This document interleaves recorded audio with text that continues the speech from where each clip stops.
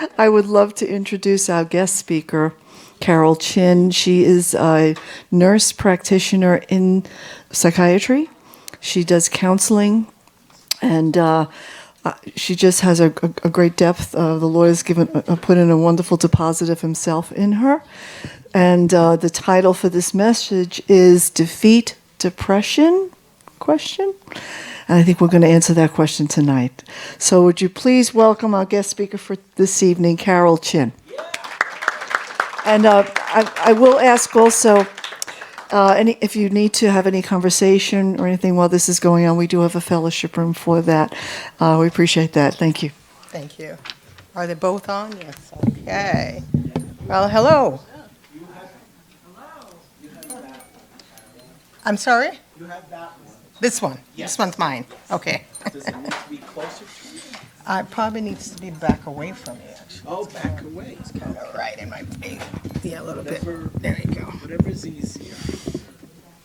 Okay. Well, hello. I'm Carole Chin, nurse practitioner. Been practicing, I think, as a nurse practitioner since about 92.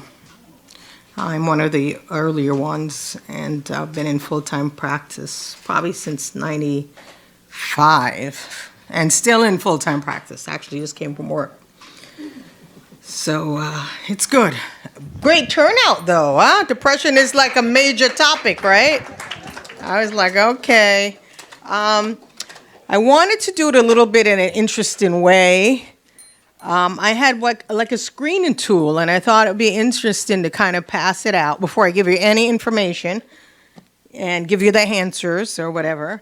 And that way, it's kind of interesting, and you could kind of screen. But the thing is there is quite a bit of use. So I have two different tools, and I think I'm going to pass it out. And that might be quite interesting.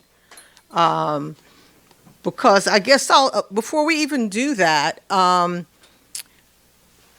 how many different kinds of depression? I'm very interactive. Because, I do this all day long forever. If I don't, it becomes really boring to me. So, and I don't like to be bored. I'm sure you don't like to be bored. So, I'll just throw it out. When you think of depression, what kinds of depression out there? What have you heard? Okay, clinical depression, someone said. Anything else? Okay, situational depression. Manic depressive. We'll get into that one. That was the older terminology back in the day. Who knows what it's called now? Bipolar. Some of you will get that questionnaire. I decided I'm going to, just before I have enough, so I'm going to just throw, some of you are going to be doing major depression, and some of you are going to be doing bipolar depression. So that's very different, and it sounds a little kind of crazy, but I actually love working with bipolars and bipolar type depression. It's very challenging, and I find the work quite challenging. Any other depressions? All right, so you could have some depression because of an adjustment, which is kind of like what Eugene was saying, situational. Any others? Seasonal, yes. Post-traumatic stress disorder. There's the depressive piece, but they do throw that more onto the anxiety, but it is depression symptoms there as well. I was here, I don't even know how long ago I was here, but I was here, and I did a whole thing on anxiety. Any of you were here then when I did that? A few of you were, yeah. So, but, that's fine. But there are depressive symptoms in post-traumatic stress disorder as well, so I can see that. Any other thoughts when you think of depression? Don't know if there's another name, but depression for me also, I associate it with suicidal. Right, well, suicidal is probably one of the symptoms when you're very severely depressed. That's true. There's a couple more depressions that, yeah. I bet if think in terms of a woman. A postpartum depression, right? Some of you men know what that is if you've dealt with somebody with postpartum depression. But postpartum depression. And what else? Huh? Dysthymic depression, and dysthymic is just kind of just feeling down blue like all the time. But there's another depression with women. Right. That you get with your menstrual syndrome. Right? If you ever had to deal with someone that suffers from the premenstrual syndrome, that's a form of depression. So there are two of those that are very distinctive to women. Even though some women say, "Hey, I know my husband. He goes through, he goes through his own kind of postpartum, not postpartum, but premenstrual depression. I swear he has that. So I've heard that too. But I'm going to pass out the handouts because I just think this is so interesting. I decided to take the test the other day myself. All these years I've been doing it, I never tested myself. So I said, let me just kind of do this test since I'm going to do it and maybe have to rescore it with some of you. Let me, and I was quite surprised. I'm not going to tell you what the results were yet, but I was quite surprised. So let's see. Anyone want to give me a hand with this? Volunteers just to pass it out. Okay, great. I'm going to give you a few. You can just take it apart and hand it out randomly. I'm going to have you randomly do it. Maybe give it to every other person so they can't cheat. They can't cheat and copy. They can't cheat and copy, and then I'm going to give the other type. You can tell I've been around a little bit. I also used to do a lot of working with children. I'm one of the main people. You don't have too many practitioners that treat children, but I do. Oh, good. I want to give you now this one. That work with children, and so I work with children, adolescents, and all of that. So you'll hear that in how I present. All right, this is a different type. And like I said, not that I think you guys would cheat or anything, but... And there are no wrong or right answers for those of you that are that kind of person, Huh? How much time? Some of them say 5-minute tools. So, I don't know. I ask a lot of these questions in general when the patients come. And Eugene, is there a way to keep this from kind of moving, or I kind of want it up like this. I don't know how to secure it. All right, let's see. And I understand there are pens or whatever in front of you, right? Oh, good. That's fine. Yes, thank you. So that's much better. Thank you. So does everyone have one? Something? I heard no. Oh, you're missing one. Okay, I'll send you something. You have extra?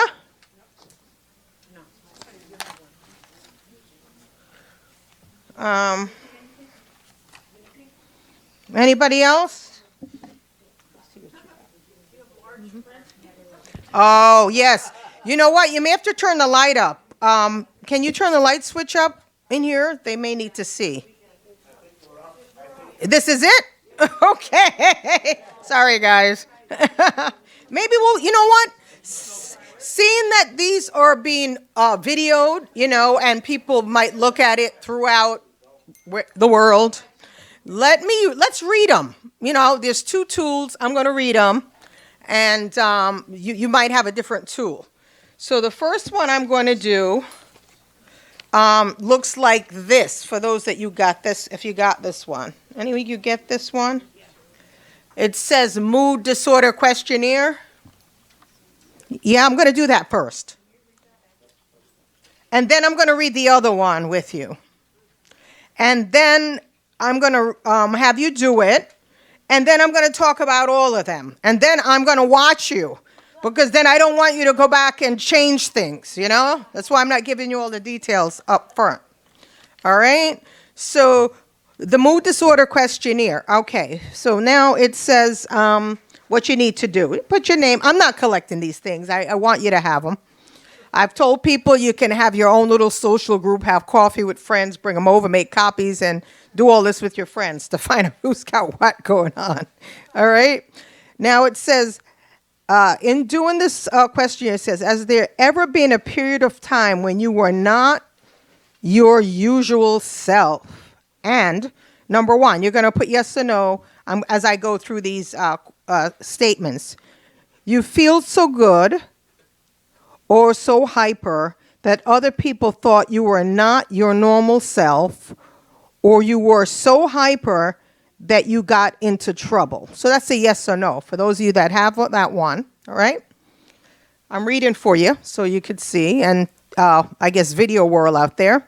Number two, you feel much more self-confident than usual, all right? That's a yes or no. The third one, some of you don't have that. I'm going to do your own. Yes? Huh? Number two, oh no, you felt more self-confident than usual. No, I read that one before. Yeah, you were so good and hyper. Oh, I missed you're irritable. Okay. Don't get irritable with me. Thank you. So now, thank you. It's been a long day. I've been working all day. Someone said they don't have one? I don't have one, I have the other one. Oh, good. Keep that one. I'll do that one. That's next. Shall I do that also? You want to do the other one also? Yeah, I'd like to. All right. All right. Oh, sorry. Can you read? Okay. All right. I'm sorry. I'll redo these and I'll try to calm it down. I know I'm on a time limit, so I'm trying to get this in. All right. So we did number one, you feel good or hyper. We did that. Number two, you were so irritable that you shouted at people or started fights or arguments. Okay. Some of you are thinking of people as you do this, but I want you to focus on yourselves. Okay. The other one, you felt much more self-confident than usual. The next line says you got much less sleep than usual and found that you didn't really miss it. Okay. We go on to the next one. You were more talkative or spoke much faster than usual. Thoughts raced through your head or you couldn't slow your mind down. Okay. The next one, you were so distracted by things around you that you had trouble concentrating or staying on track. You had much more energy than usual. You were much more active or did more things than usual. That's the next line. The line after that is you were much more social or outgoing than usual. For example, you telephone friends in the middle of the night. Okay? You were much more interested in sex than usual. You did things that were unusual for you or that other people might have thought were excessive, foolish, or risky. A lot of people could say yes to that. Spending money got you or your family in trouble. How many people could check yes to that? All right. So now it says, if you check yes to more than one of the above, have several of these ever happened during the same period of time? So with this particular screening tool, they want to know if you checked yes to a few, 1, 2, did it happen at the same period of time? And then question number 3 says, how much of a problem did any of these cause you? Like being unable to work, having family, money or legal troubles, or getting into arguments or fights. So, how much trouble did it create for you? And I would want to add when I say that for you or your family or loved ones, because a lot of people are like, hey, it wasn't a problem to me, but it was really a problem to people that live with them and other people. All right? So this was the screening tool, and I'm not going to give you the information yet on it, but that was one, right? So we're going to put that aside. And next we're going to do this other screening tool that's quite popular. And this is really ZUNG, Zang screening tool. And this one actually has questions from 1 to 20. Okay? So what you're supposed to check is you have 4 options. None or a little of the time, some of the time, a good part of the time, or most of the time. All right? So as I go through reading from 1 to 20, for those of you that have this tool, you're going to check those boxes. Okay? With me? Okay. Okay, number 1 says, I feel downhearted, blue, and sad.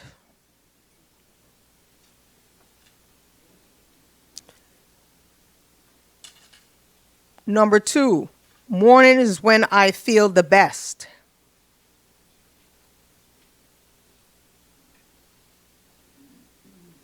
Number 3, I have crying spells or feel like it. Number 4, I have trouble sleeping through the night. Number 5, I eat as much as I used to. I'm kind of going fast, so I know you need time to think. Let me slow down a little bit. Give you a chance to catch up.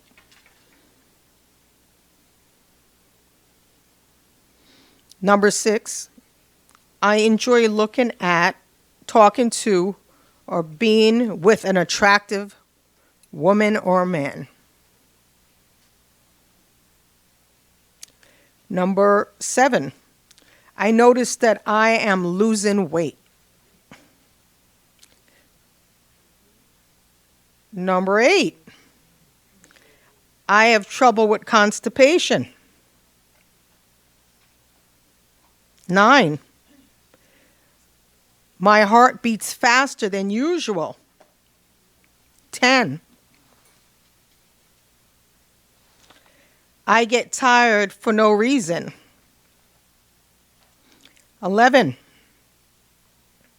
my mind is as clear as it used to be.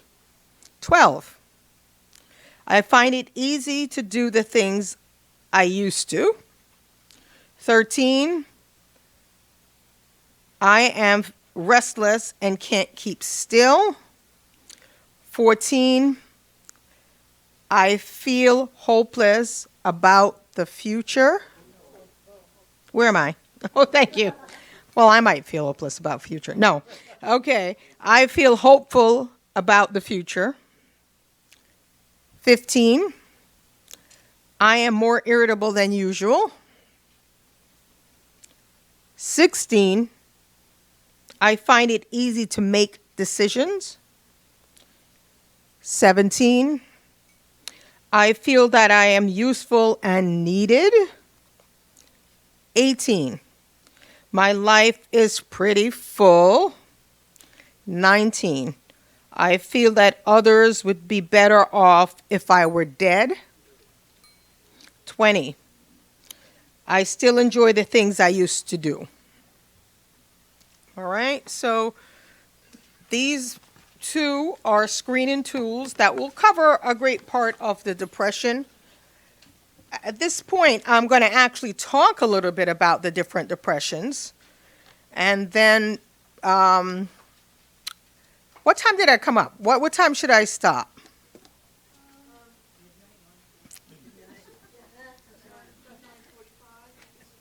It says 8:09 on the... Okay. I mean, I could easily stay. I can talk to you about things that will keep you here, tell you stories that make your hair curl, or go straight, depending on.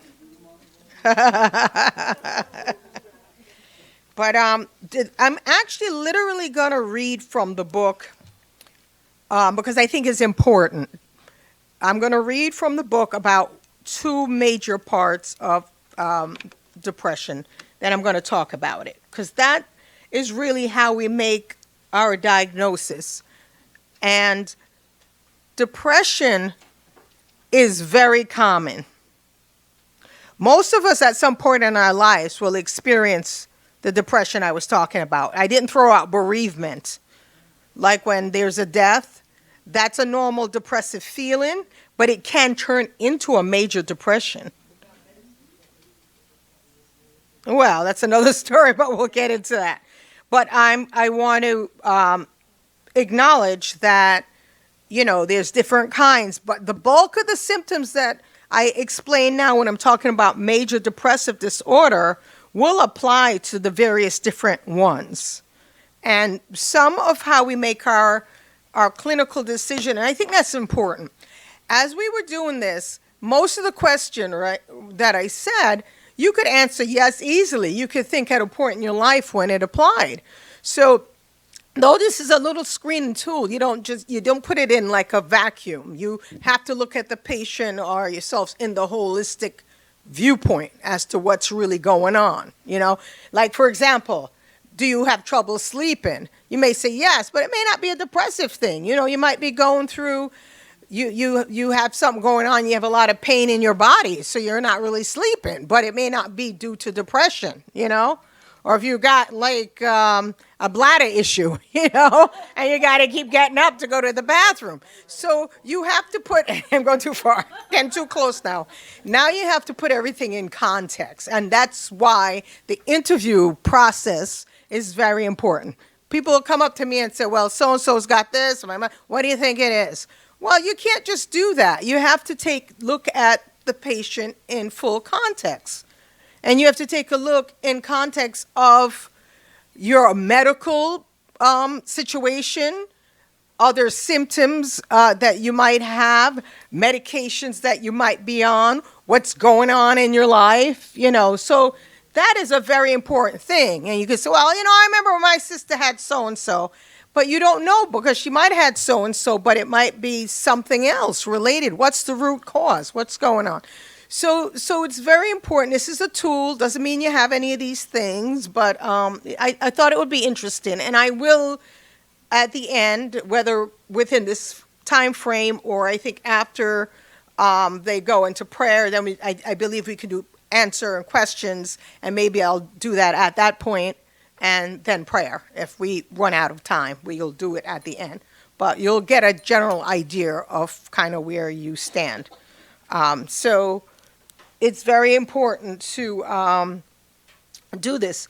I must say that also there's a lot of stigma associated with mental illness. And I think that's also very important for me to mention. Because, of course, a lot of these imbalancement, which organ are we talking about when we're talking about the imbalancement in mental health? The brain. The brain's an organ, okay? So if somebody has how about if they have a pancreas problem? What kind of illness might they have? The diabetes, an insulin thing, So we have a way of looking at if you have a problem with this organ or that organ or that organ, we're not going to kind of judge you. We're kind of, but if you have a problem with the organ of the brain, it's a whole different ballgame, So there is a lot of stigma, I have to say. And then I think the other thing is we throw these words around very easily. And I believe she got up, but the woman that had said clinical depression. Because don't people say, oh, I'm so depressed. My team lost in football. I'm so depressed. So we throw that word around so much that when someone says, I'm feeling depressed, you'll be like, oh, get over it. But they may be having clinical depression. They're not having the other depression like how we use the word so lightly. And so sometimes it's hard and it's very painful. I find people in depression, it's a lot of pain and suffering because, again, the support system, people understanding, and everybody thinks depression is depression. And because, like I said, we use that word, and so their depression is not necessarily clinical depression, So we have to take a look at all of this when we talk about it. And, of course, here at Samantha's, it's an environment that's open to everyone, but a lot of it is very Christian-based. And so I have to throw something in on that that I am a believer, Christian-based, and I run a Christian-based practice, meaning if people want to talk about their spiritual concerns or how it relates to the Bible and all these kinds of things with me, they can, but you don't have to. I treat everybody. So, but the point I'm trying to make is a lot of people that are Christian believers have a lot of hang-ups and issues when they come to deal with mental illness or depression. And a lot of it is because of maybe the view that they've gotten over the years from various different congregation or ministers, like I said, or the stereotypes that, get over that. Everybody's depressed, this and that. But you're not telling people, get over your diabetes or, get over your respiratory distress, and so we have that, and then it becomes additionally painful. I remember when we used to get all these calls before people would come in wanting to kind of scout us out. What should you believe? I should believe in this, that, and the other.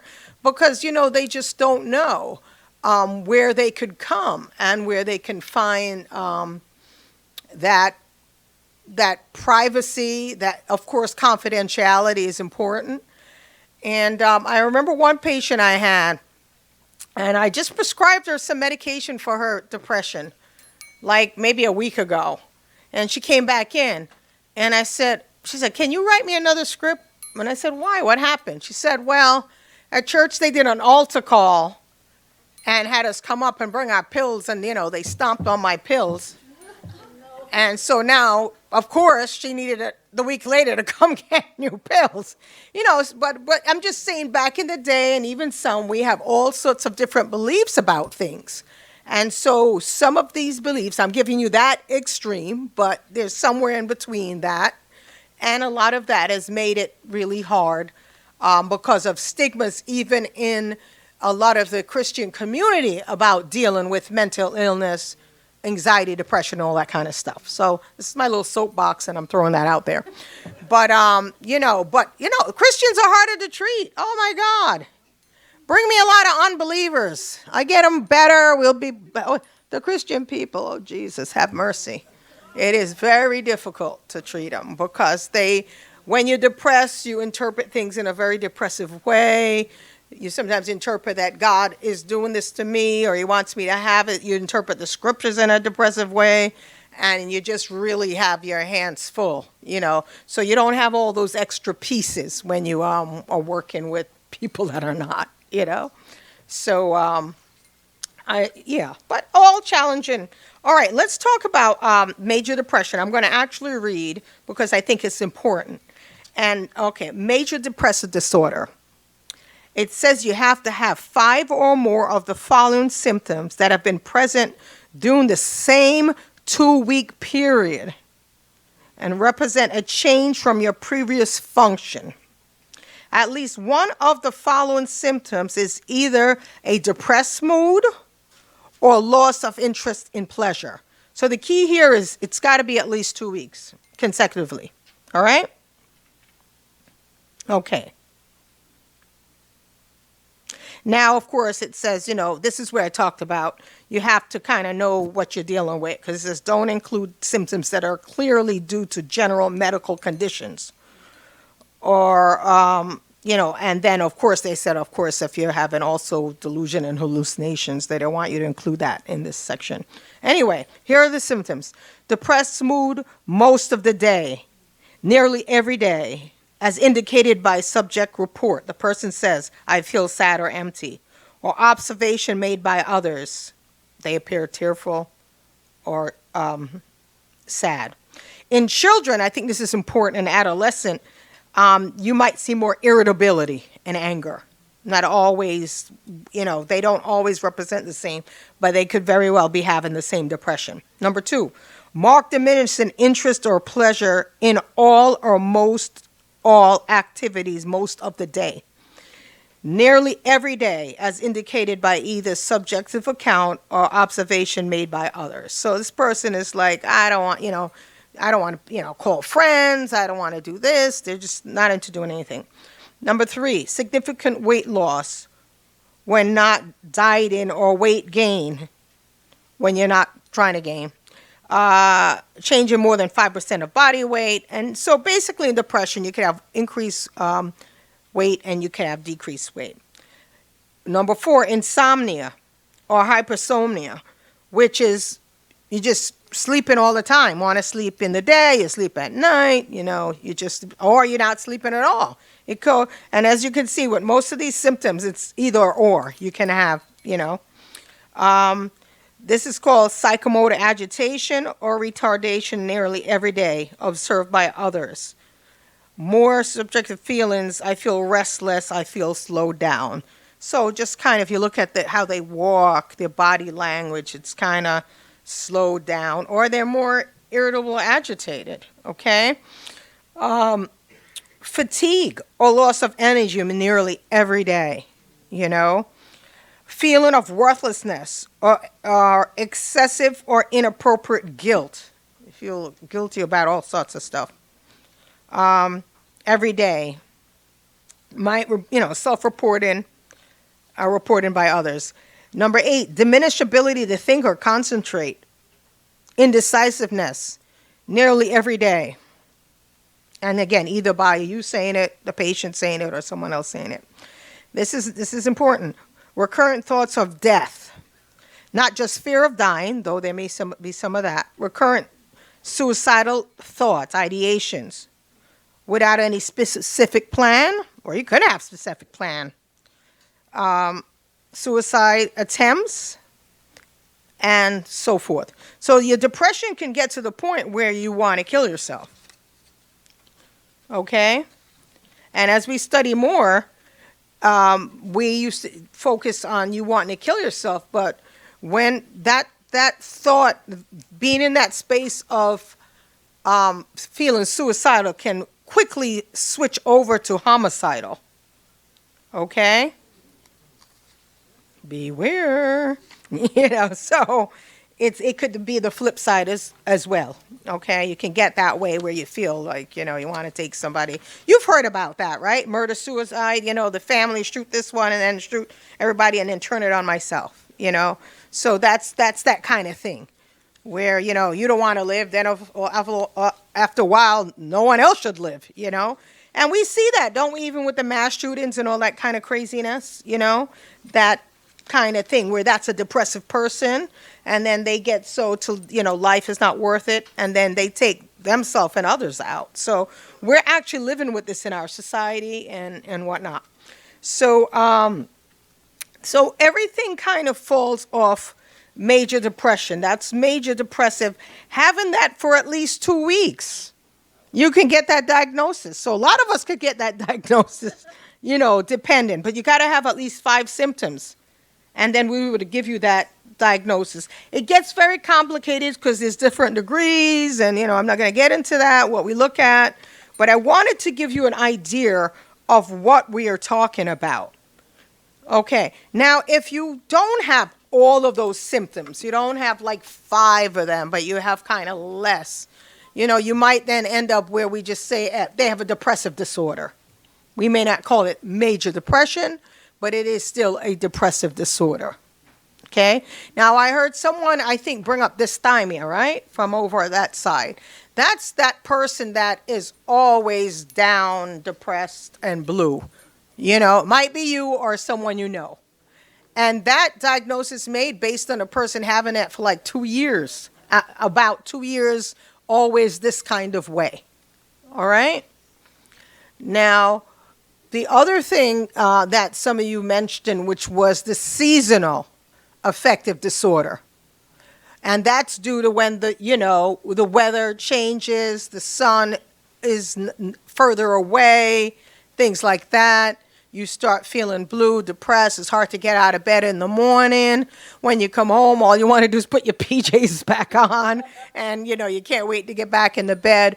You're not very motivated. You're not really accomplishing a lot, around the house or whatever. You just kind of minimum existence. You don't have to always feel depressed, but sometimes you do.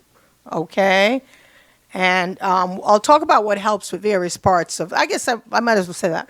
What works a lot with the seasonal affective disorder? What do you think works with that to help people feel better? Mm-hmm. Yes, sunshine. If you can get 20 minutes of sunshine, he said Florida. That's the whole thing where we take these trips, right? December, January, February, we're out of here. All right? We try to, and it does make a difference. If you can get sometimes that trip in, if you have the money to do it, it will break that up. You come back and you could handle the rest of the dreary season until spring comes. And all of a sudden you're like, and it's so interesting because I see that. I could have a year where very few patients have it, and then the next year, everybody has it. This year's been a little tough. People have it, and then it's like they're getting even worse, and I've had to adjust their meds again. You basically, how we treat that is a couple of ways. Like you said, if you can get, there's special lights that you could have. Some of you know that. You get that special light that you have, and you expose yourself to that light. That helps. One of the other things that helps is where you pretty much darken all your windows so you don't know what's going on outside, and you keep your light on longer in your home. So make your day where it's not dark at 2:30. I'm exaggerating.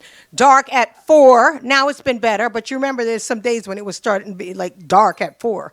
So you can have it and you keep this light on, bright, whatever, and you don't have it, till 7-ish or so. Things like that can really help. But sunlight is key. And you could even get in front of your window in your, like that southern exposure, and you just, even if you don't go outside, just have those rays come at you, and it will really help. Things like walking out there in the sun. Can you imagine? Things like that. But usually it's the last thing you want to do when you're depressed.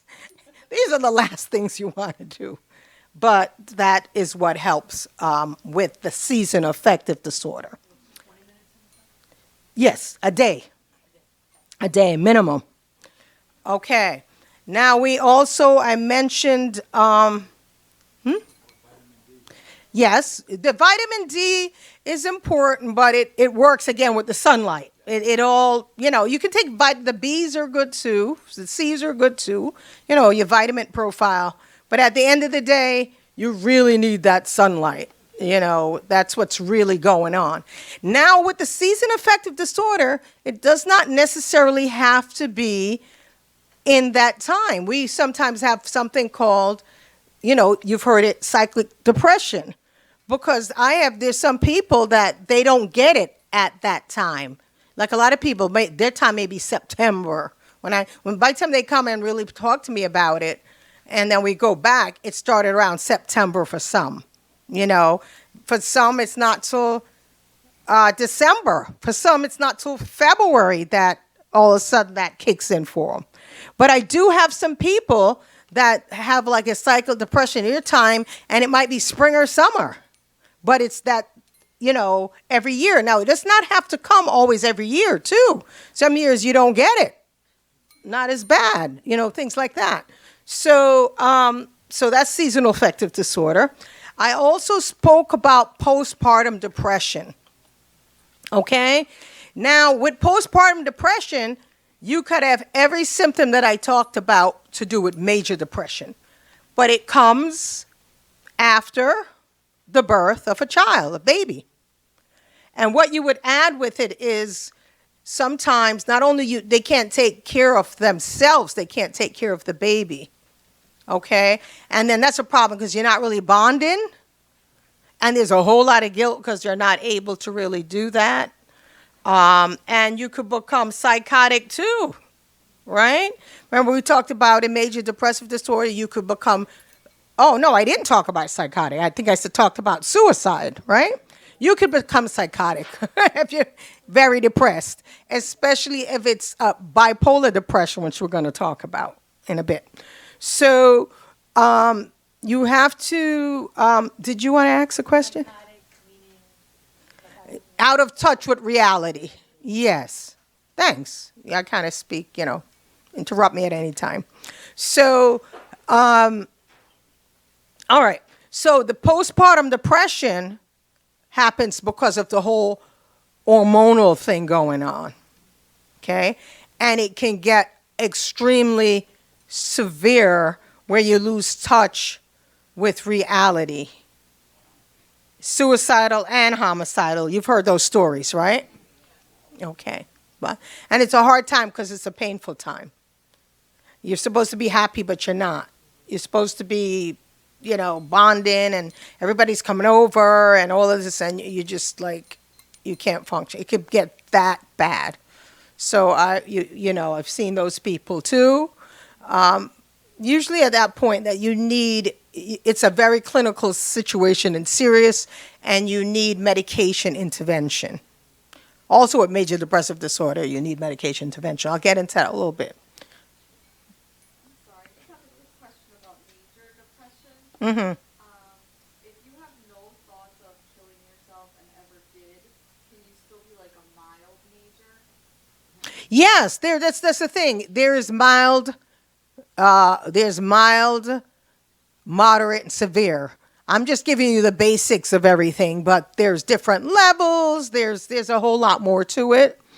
With everything I'm talking about, there's like a book this big that you subdivide this, that, and like you said, mild, moderate, and severe. And it can fluctuate where sometimes you're really bad, sometimes it's just moderate, things like that with the depression.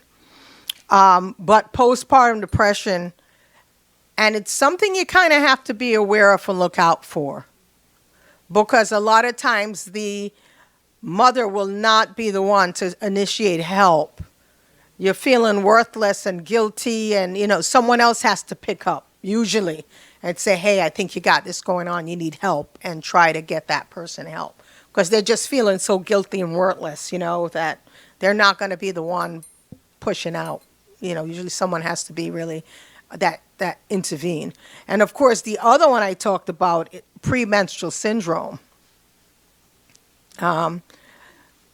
Anybody knows some of the symptoms of that?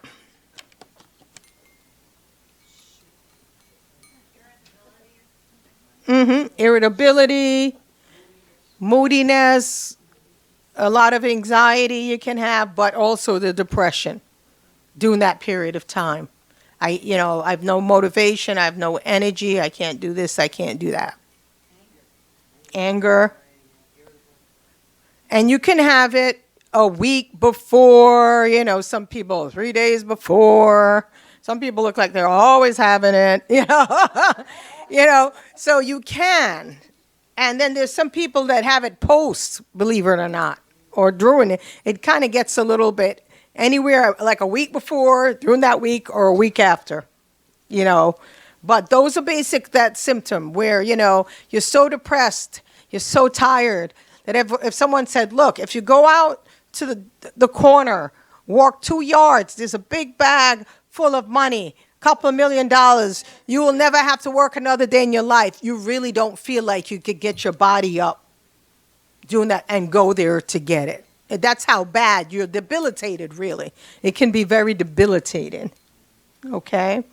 And so those are two. And let me see. Okay. The adjustment disorder, that came up, I think, from over there as well. Adjustment disorder is a situational thing that's going on in your life. Death in the family kind of falls under that, but that is bereavement. And you would have all, the crying, trouble sleeping, maybe not wanting to eat. Remember, I hit all those categories with the major depression. The mood, I don't want to hang out with anybody, don't feel like socializing, all those symptoms that we gave you. But when you look at it, is that person had a death or, like I said, bereavement. But they give you a certain time frame of like about 2 months, which I don't think is very realistic, that we would expect some of those symptoms to be more intense. And then they're supposed to dissipate. Not that you're over the grieving process, but over some of those more heavy symptoms. But for a lot of people, it can continue and even will go into now become a major depressive disorder. And I've run into that before, where it's gone from that to a major depressive disorder. Okay? And then let me go over the same thing with the adjustment disorder. Again, it's based on the stressors it's like a response to stressors that have occurred like within 3 months. So the time frames on this is what's really key, and so you're having a trouble adjusting. So adjustment is like, could be divorce. Divorce, loss of job, even relocation. Oh my God, the stress of, relocation. Huh? Yes, retirement. Oh, I can't tell you about retirement. The marriages, they're always driving me crazy. She's driving me crazy. They're home now together. Oh, he wants to do this and that. The adjustment to something just even like retirement. The empty nest, right? Kids are going off to college. Before that, you go through all of this. You get a little blue, some crying, this, that. All the different adjustments that go on. What about after an operation or a heart attack? That would be called an adjustment disorder. You're having a hard time coping. And adjustment disorders can have anxiety symptoms. They can have depressive symptoms. They can have both anxiety and depressive. And then they could have conduct behavior, how you're acting out, right? Your kid goes to school and they act out. Don't you get a phone call? Is there something going on at home? What's going on at home? Because maybe something's going on and they're acting out at school as they are having a conduct issue related to adjusting to something that is happening, okay? So you can have depressive symptoms related to all, and it can, it can be more complicated. If you don't meet all the criterias for usually adjustment disorder, you just need to have one or two, like two of these symptoms I mentioned, like major depressive. You don't have to have 5, you could just like have 1 or 2. And so, like I said, if you can just have what we call a depressive disorder. You don't really quite fit into major. You didn't just have a baby. You're not a woman in, going through a PMS type thing. No one died for you. You're not doing that. And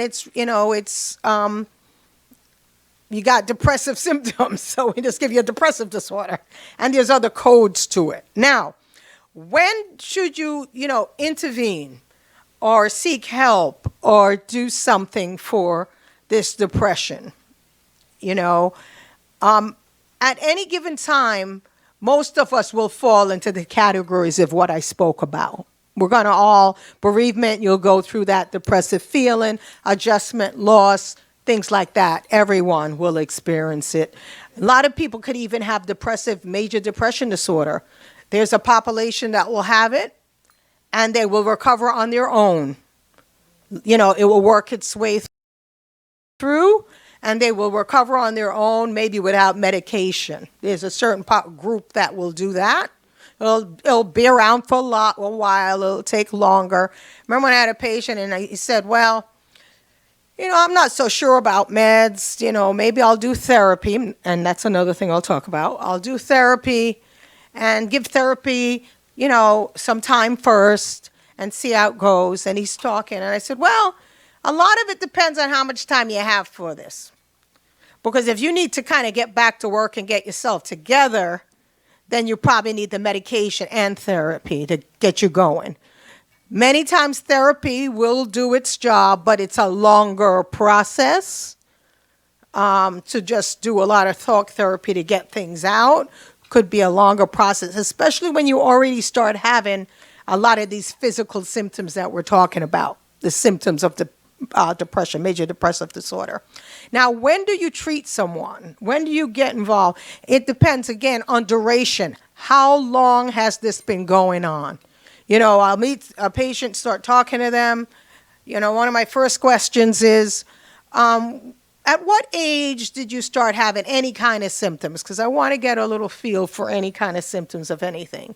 And as you kind of work my way through, I said, oh, we'll get to now. They want to tell me about now, so we'll get to now. And we back up and work it through. Because some of them you'll find out like they have it for years. They never really had intervention and they never really got better. So it's, so with that person, I mean, say, your symptoms are not really, you're not severe, but you've just been so chronic that you're not going to recover on your own. We need to do some kind of intervention.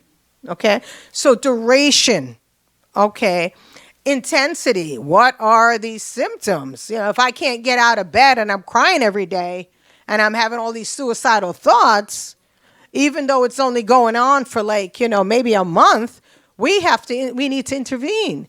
So severity has something to do with intervention, duration, and I'll use the word frequency. Now I see the time, so I'm going to get into bipolar. Bipolar is very interesting. You've all heard about bipolar, okay?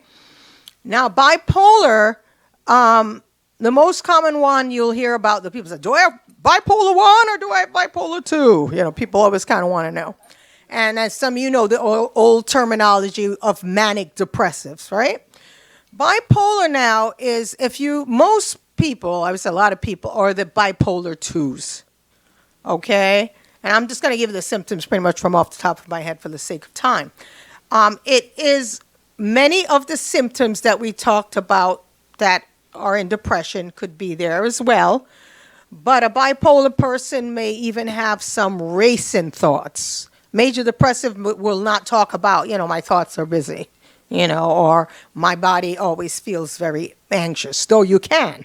So you kind of have to really take a look at what you're dealing with. But a lot of that, a lot of the irritability, the moodiness, okay? The switching of moods. You can have all 3 of the moods in the same day, right? Depressive, angry mood, and anxiety mood, okay?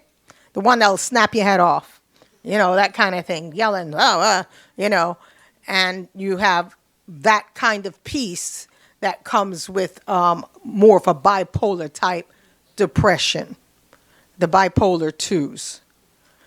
You can have periods in bipolar where you have,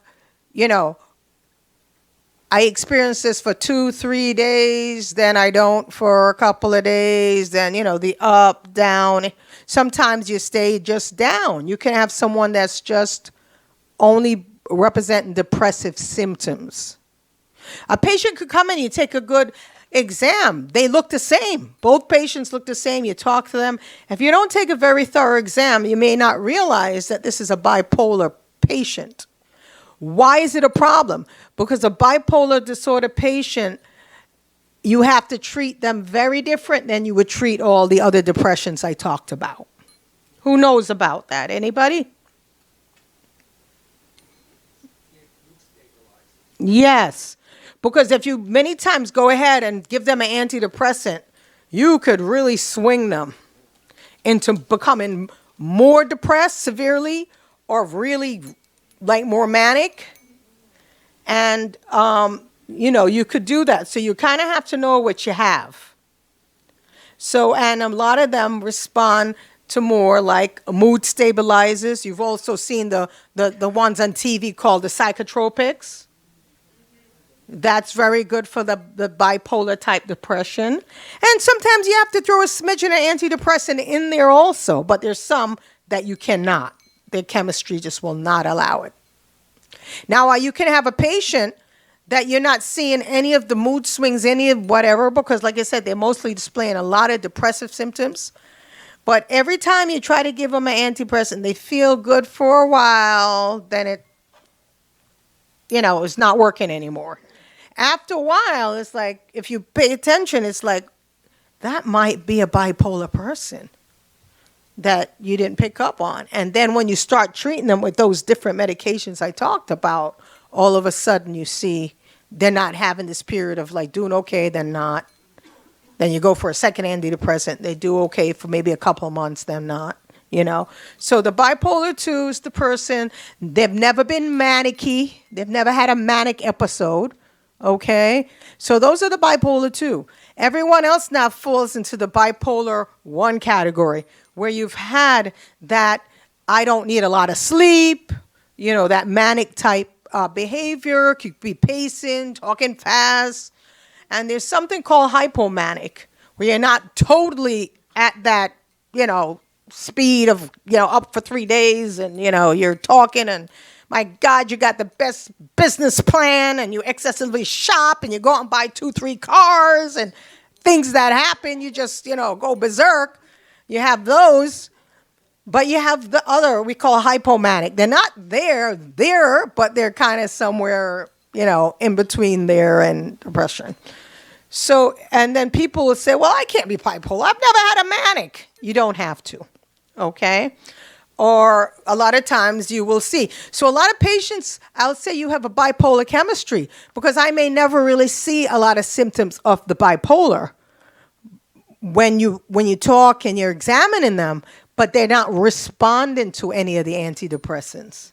So clearly, you're treating their chemistry. Okay, they may even come in because they're so OCD, which I mentioned when I did the anxiety. They're so obsessive compulsive. It's like it's bad. But as I go to treat that, what starts happening? The obsessive compulsive needs the antidepressants, the SSRIs, the tricycline antidepressants. That's what treats that stuff, right? Some of the mood stabilizers have had some success with it, but basically that's what works for that. Okay, so what happens is you give them that, and then all of a sudden you're having they start getting like moody, irritable, swinging on you, and you're really just trying to treat their bad OCD where they think they have everything, or they keep washing their hands till it's raw, and they're not having any of the bipolar symptoms. But every time you try to treat them, that's happened. So then I got to what? Mood stabilizer, get them leveled. Then I can give the antidepressant and their hands are fine. They're no longer obsessive, compulsive, washing themselves to their raw or whatever their obsessive issues are. So that's when you're dealing with chemistry. So you can have this kind of chemistry and not necessarily have all the symptoms or some of the symptoms. And that's why sometimes it is hard, say with a major depression or certain types of depressive, why you don't see them getting better or certain things happening is because maybe they may have this type. Okay, so I spoke a little bit about major depressive disorder, having these symptoms consecutively for 2 weeks or more, could be for years. We talked about the adjustment disorder, similar symptoms related to some kind of change or difficulty of having adjustment. We spoke a little bit about the postpartum depression. We spoke about the PMS. We talked a little bit about seasonal affective disorder or cyclical disorder. Let me see. I think we pretty much covered, we mentioned bereavement. And that's it. So at this time, I'm going to stop because I think they want to come up and do announcements. I have 2 questions. I'll take them real quick as she makes her way. And then afterwards, I think we'll have time for questions. I'll go over the sheets and pray for whoever wants to be prayed for. Okay? Because that's important. I didn't get into that, but I do a lot of body, mind, spirit, because you're all 3. And all 3 has to be dealt with, okay? So it was a hand up there? Can you speak a little bit about the genome test they have nowadays? Okay, I'll bring that up at the, after that. I saw another hand. Can you just go over how important it is to be consistent with your meds? Absolutely. The man said it. That's the gospel right there. Consistency. But I'll talk about that. I saw another hand.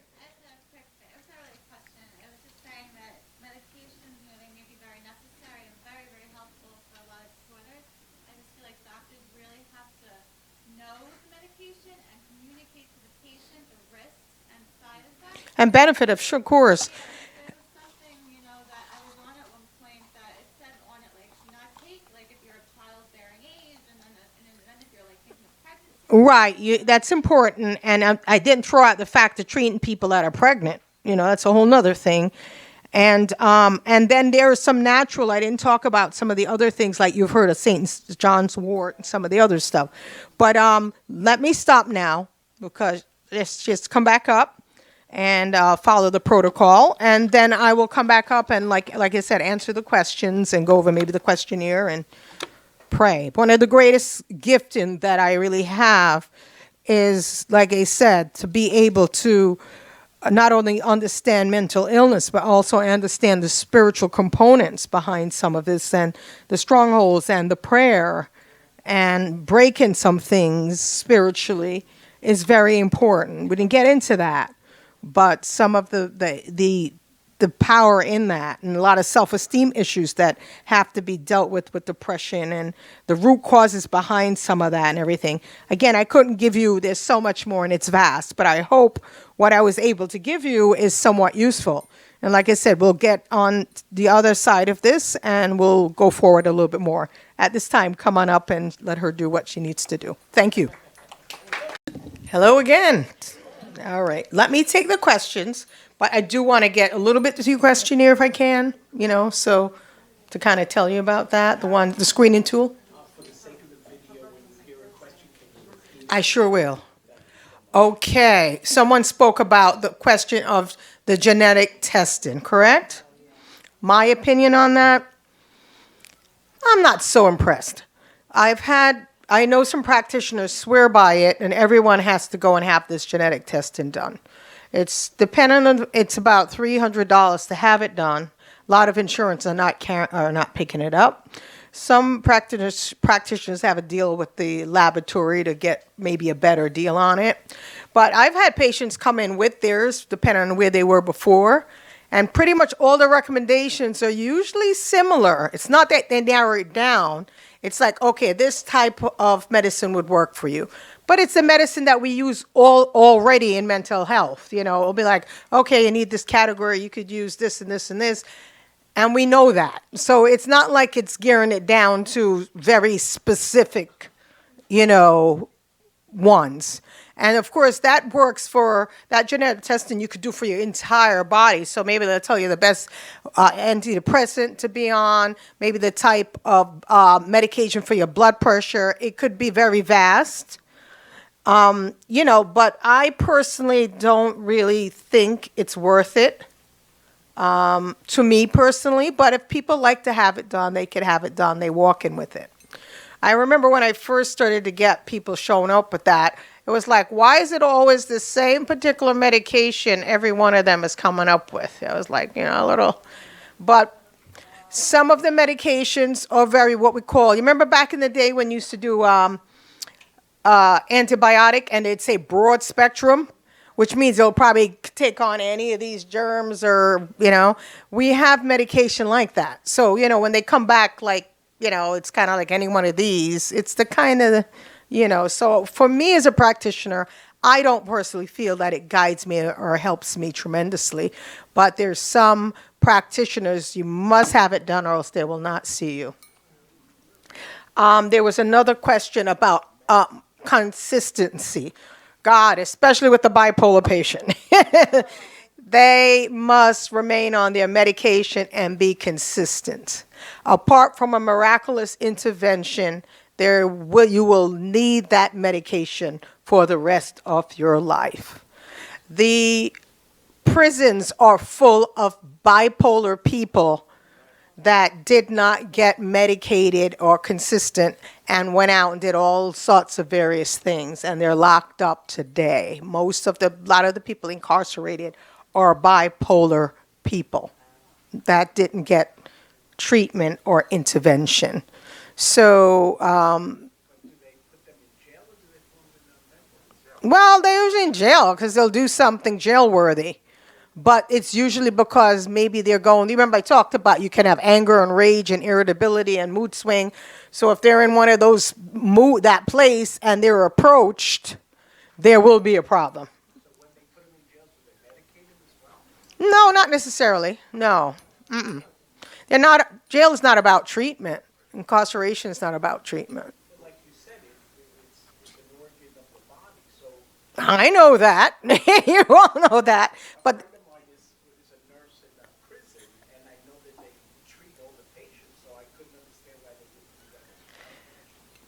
they might, I remember sometimes when my patients would get incarcerated, I might get a few calls from the county or something. But, they're limited in what they're going to give them.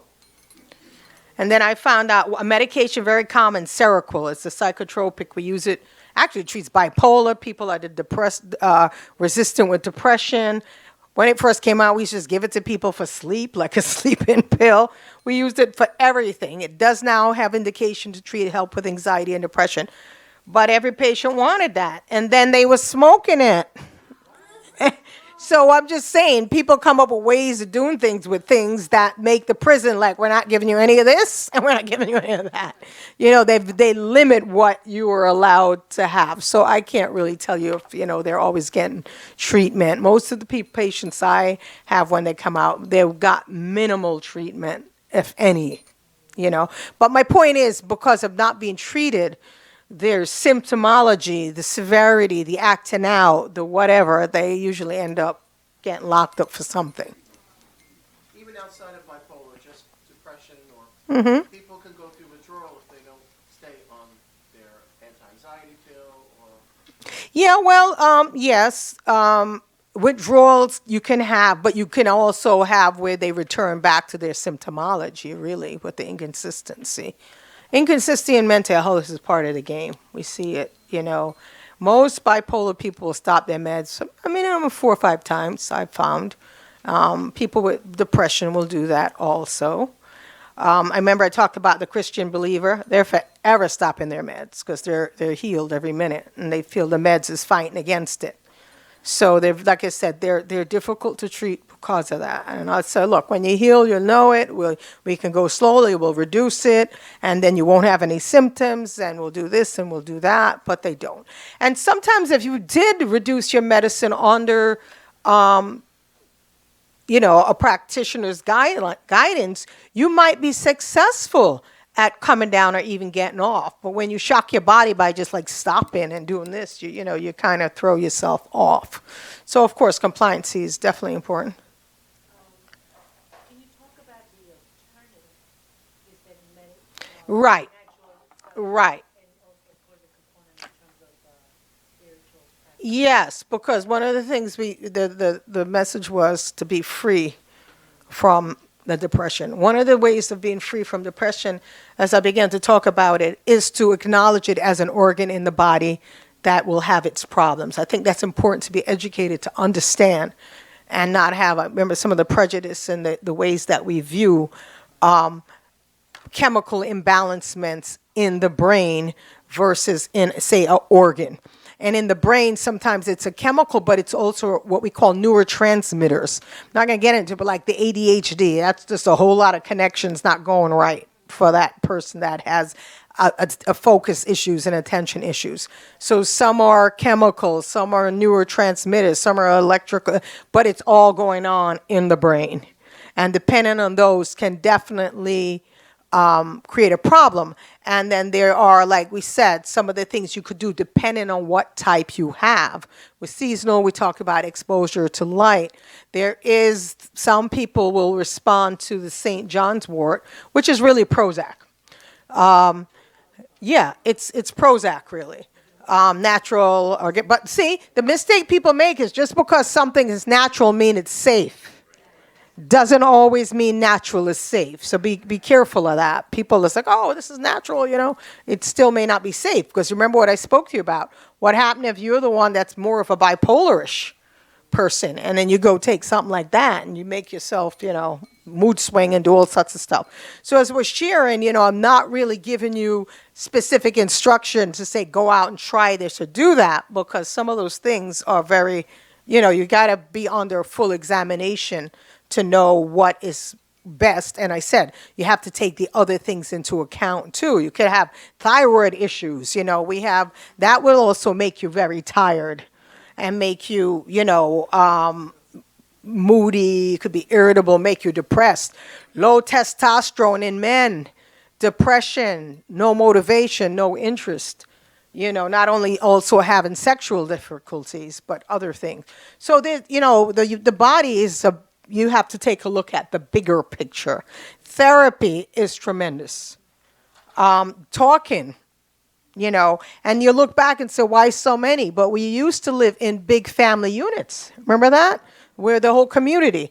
And as you grew up, there was always somebody maybe you could talk to. And that was kind of our little old therapy, you know. And even if it's a grandparent or something. But now, you know, for economic reasons or whatever, this grandparents are here, this one's there. And we're not living in these big communal places where when we had issues, we can go get wisdom, we can go talk, work it through.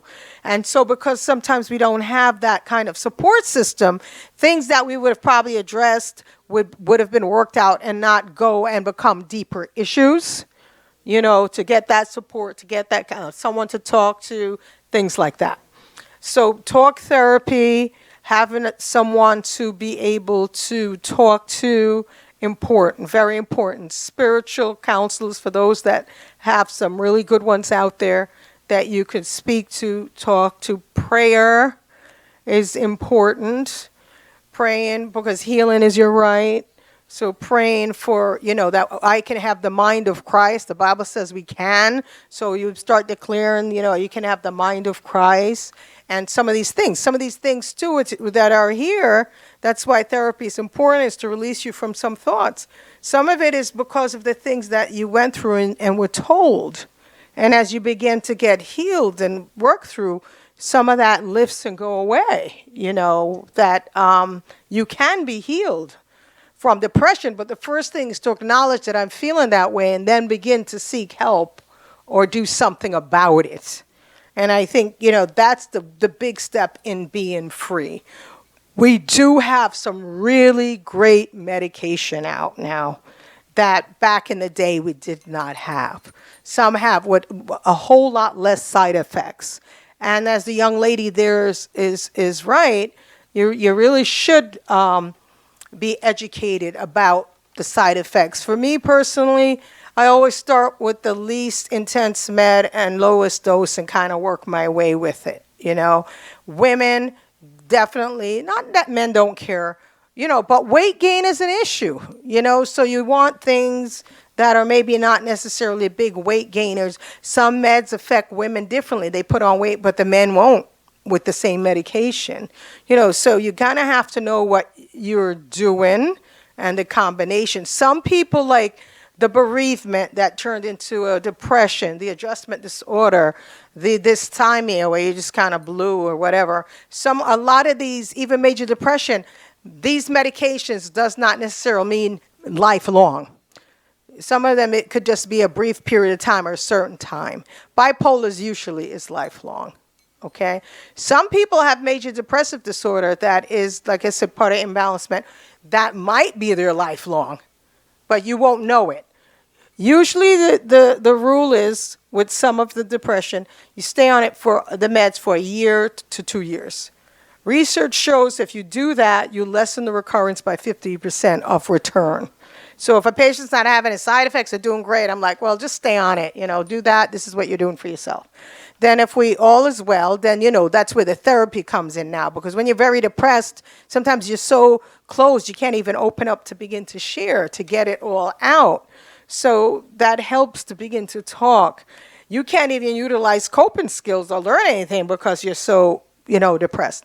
So your tools, you begin to learn your tools, your therapy to cope, deal with things.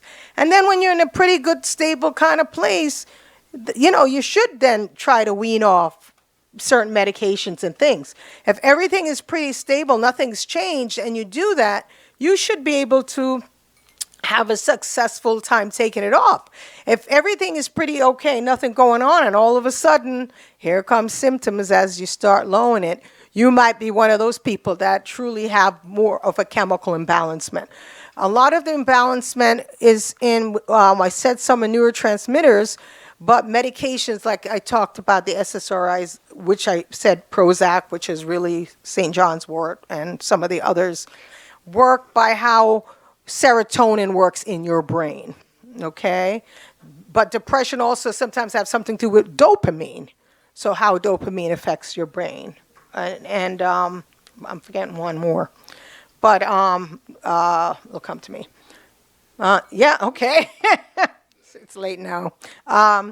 So it's, so that all plays a role in this whole thing of, and like I said, even therapy. Now, the spiritual component, I've had some patients that are so blocked, and some are believers, and there are times I'll say, look, just listen, and I'll begin to speak almost like life back into them. And that your spirit man, because you remember when you grew up and they said, well, you'll never be anything. You're no good. You're just like your mother or your father. Didn't those things affect you? and your self-esteem, the decisions you made, the thoughts, how you perceive. So sometimes the same thing can be the opposite. Now we start speaking life back into you, speaking positive words. Now you're saying, what are some things that I could do to help myself with the depression? When you get up, think about 5 things that you're grateful for. And you recite that. That really helps retrain your whole dopamine, how that works. We didn't, but even exercising. Things like that release some natural endorphins that give you that, make your body feel good. I didn't even talk about I spoke about physical, but in depression you can have pain. I didn't talk about that. But you can have physical pain in your body and things like that through depression.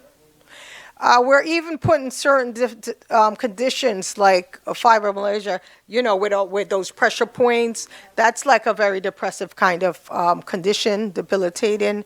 Some of those autoimmune things, believe it or not, depression and cardiac disease run very hand in hand with each other. You don't take care of your depression. We see a strong part with have cardiac problems. Things like that that we've seen.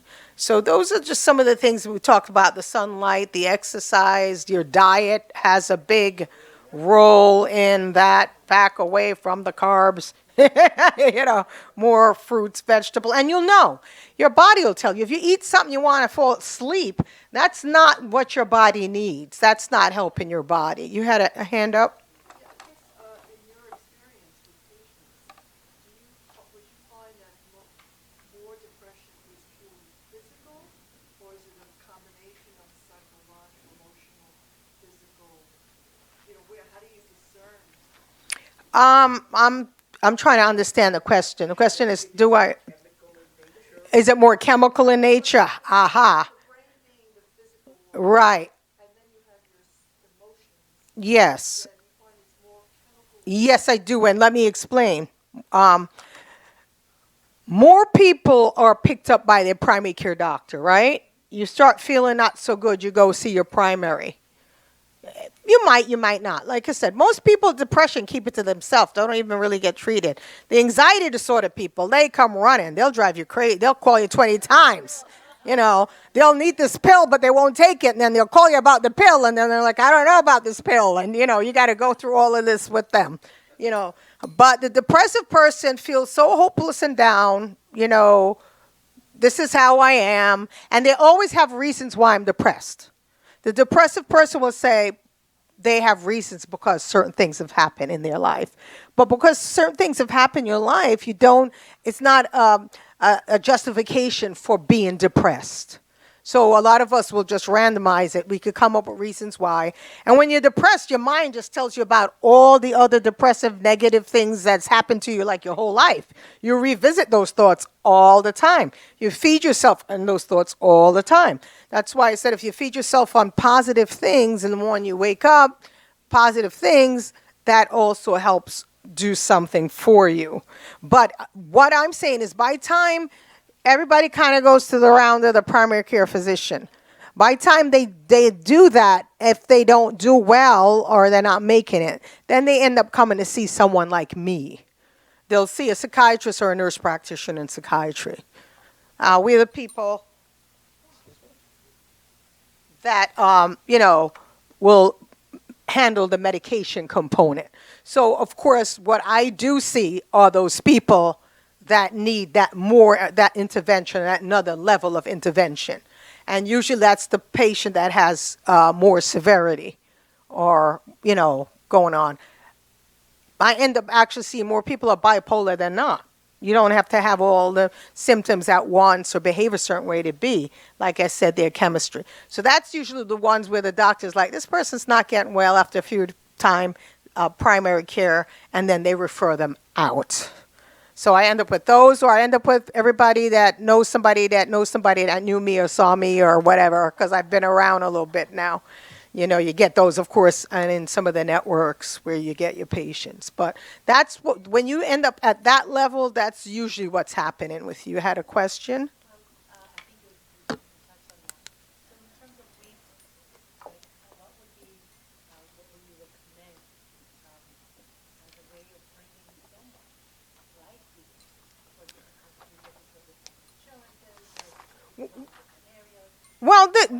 things is if you do have insurance, you can start with your network. You can call them. There's usually a number on the back. You want to have mental health treatment. You can sometimes say, I want a man or a woman. They do have what they call Christian counseling. They're very aware of that. You know, a lot of people will start at maybe the therapy level, and that's good too. After a while, if they're not really making, again, things are going on, severity, and not making progress, even their own therapist may say you might need to go see someone to have a screening or evaluation. Not everyone that comes to see me, it's always a medication thing, you know. Like I said, there's a lot more to a lot of things. So, you know, that's kind of what happens. So I would say start with that if you have that. Now with the internet, you can just put in, you know, mental health, your area, whatever, and then you start calling. The sad thing is, though, people say, no one calls me back. You know, that's a very common thing in the mental health field. Also trying to find providers that will see you. I'm trying to hang in there because the insurance companies are brutal to providers. So the things that they do, I won't even get into. So people are getting out and more, and it's hard to find people that are taking your insurance. Then, of course, there's always the clinics in the community. But that's the same problem. Inconsistent staff, you know, private practice, I think you do get much better care. But again, you know, you have to start with those things. There's a lot of great practitioners in the clinics as well. So you start there. And then, you know, word of mouth and who you know. You know, I would recommend that also. There's also a lot of good support groups. And there's also some other good groups in some of the churches that have counseling groups, or, you know, they do things on bereavement you find everywhere. There's good bereavement work, I would think. I would think even hospice does very good bereavement work. Yes, there's a lot of different kinds of things like that where you can get that. There's also a lot of, I mean, we didn't get into, you know, all the different codependencies and eating disorders and all these other groups. There's a million groups out there, but one of the things why group is powerful, because again, it's sharing, it's caring, it's all of that. You're not alone. Isolation's very bad. When you're depressed, you want to be by yourself, you know, things like that. Coming to things like this, maybe going to a gym, kind of pushing yourself to do some things that you wouldn't normally want to do, I think is good. Before I take any more questions, I want to get to your questionnaires real quick because you did them and I want to give you an idea about them. And Samantha, you didn't have the opportunity to do the screening tool. So some of you can evaluate Samantha after at your private time to see how she's doing. I took it myself. I was surprised. But all right, the mood disorder questionnaire. For those of you that had that one, that was this one. I could give that. We can pass this back to Samantha so she can at least have something to look on. Who wants to take her back? You didn't? I have extra of these mood ones. Okay. Now, this mood one was fairly easy. How did you feel when you were asked to do this questionnaire? How do you feel about doing questionnaires? Okay. You loved it. Okay. I don't know. I think it's something good to take away, you know, something to walk away with. But how many of you felt nervous filling it out? Okay, some of you felt really nervous. All right, so we went over it. I read it out for you. And what's key here in determining if you probably need to look at yourself is there were 13 items here. And if you had 7 or more items in question number 1, they consider number one from here all the way here was the ones we read. If you had 7 or more items out of that 13, that's something that's significant. All right? If for question number 2, you had yes, okay, significant. And if for question number 2, you had moderate problem or serious problem. So if you, any of these 3 things I spoke about, you had maybe 7 out of 13. That's something to maybe take a look at. Number 2, you said yes. And or number 3, you had moderate problem to serious problem. This is a tool to say you may want to follow up with a practitioner or spend more time at looking at the details. And remember I said everything, and I'm going to use me in the next one because, like I said, this is just a screening tool, but it's part of an interview because the interview would tell you more. And I'm going to go to the other one that I did, this one. How many of you guys had this one? Yeah.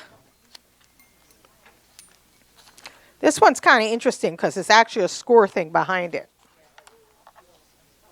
Mm-hmm. Huh? You want that one? Oh, you want that one, everybody. Oh, they love screening tools. Okay. I wanted to be different because, like I said, last time I was here, I did it differently. And then I just, I went through the trouble of making a lot of them. But some of you could take them. Like I said, you can have your own party, invite your friends, and you have your own, let's see how we're doing here, something you could do. So I'll leave that. Huh? Okay, sure. This is the extras. No, I think this is the one you have. You don't have the other one. I have this one. Yeah, that's this. You didn't get the... I made some copies of the one I just had handed out, but this is the one you didn't get. Here, this one, about the mood. You're welcome. The mood one really was screening for what? What do you think this one was looking at? It was more looking at a more type of bipolar type depression. You notice it asks things like being overconfident, right? It asks about, it was more kind of the extreme-ish kind of thing. So they were looking at more of bipolar, probably looking for more of the manic-ish. All right? In that. The rest of the other people will present more with more of some of the depression. So this tool really was picking out, I guess, if there's a little mania, or hypomania I talked about. Not totally like you're on the pedal to the metal, but, halfway there with it. Okay? And like I said, I love working with bipolar people. I really do. Something must be wrong with me. Okay, the next tool is very interesting. Sorry, I dropped something. The next tool, if I kept one for myself, did I get very generous and gave them all away? Well, I have mine, my own. Yeah, I probably did. Should have kept one back. Okay. All right, let's see if we can do this. This one has a scoring sheet. On the some of you separated already. Oh, you added it up. You did what it said. Okay. So some of you, all right, so you're way ahead of the game. This is a very famous tool that is used in the field. And it had a page 2 to it where it told you, depending on what you checked, sometimes, right, if you checked not as little, some of the time, a good part of the time, most of the time, when you went to page 2 of it, it told you how much points to give yourself, right? Yeah, they have a raw score on the bottom. Yes. So I know I went through it fast because, of course, we wanted to go over the presentation. And so you're supposed to go according to what they say and do what's called a raw score. And each check that you did, they tell you what the number is worth on the second page that's yellow. Okay? So for me, remember I told you I did myself, but some of you don't know, but Samantha, she I don't know. How long has it been? We can't figure out how long it's been since I was here. Yeah. It could be. I've been having like crisis and all sorts of drama in my own life going through. And so I said, I better do this sheet. As I'm going to go over it tomorrow with everybody. Let me do this depression sheet because, I mean, I had in a 21-day period, I had a fall, significant fall, and 2 car accidents. And I can tell you all the things that are going on with me. It take hours, and every day I find out about more. Because then this one wants me to go for that test, and the neurology did like 4 or 5 tests, and I'm positive for like 3 of them. So now they want me to go do some other therapy for this thing. Apparently, I'm having some cognitive learning problems because I have a concussion. So that didn't turn out so well either. And the list is long if I tell you what's going on. So I said, you know what? I think you should kind of do an inventory of yourself. Go ahead.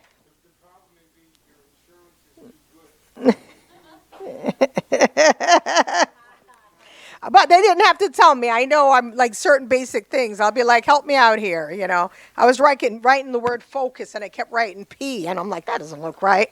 All these kinds of things, from trauma. I've had like 3 head traumas. So, I could go on. So that's why sometimes, I guess Samantha's been trying to reach me. And you know how it is with reaching you now. You have what? Text, I got a fax, you got the messaging, you got, I guess, the Facebook connection. I can't keep up. Email, I just have too much where people are talking to me. Oh, WhatsApp. And, I just can't keep track. I need, all of this kind of trying to communicate, overstimulation is probably part of my problem. So I don't even know. I'm reading things where people are trying to talk to me. I was like, oh, I wondered why I didn't hear from that person. They did, but I didn't know about it. So there's a lot going on.